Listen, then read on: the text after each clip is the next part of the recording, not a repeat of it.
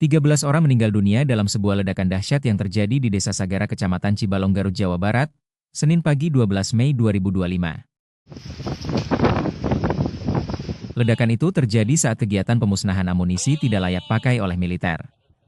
Ke-13 korban jiwa, termasuk warga sipil dan 4 anggota TNI.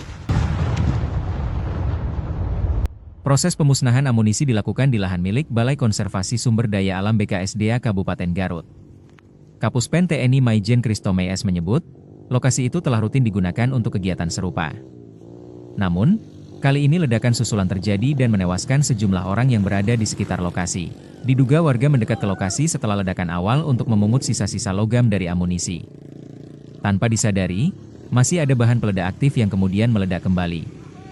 Ledakan susulan itu menyebabkan banyak korban jiwa. Pihak berwenang tengah menyelidiki lebih lanjut penyebab ledakan tersebut.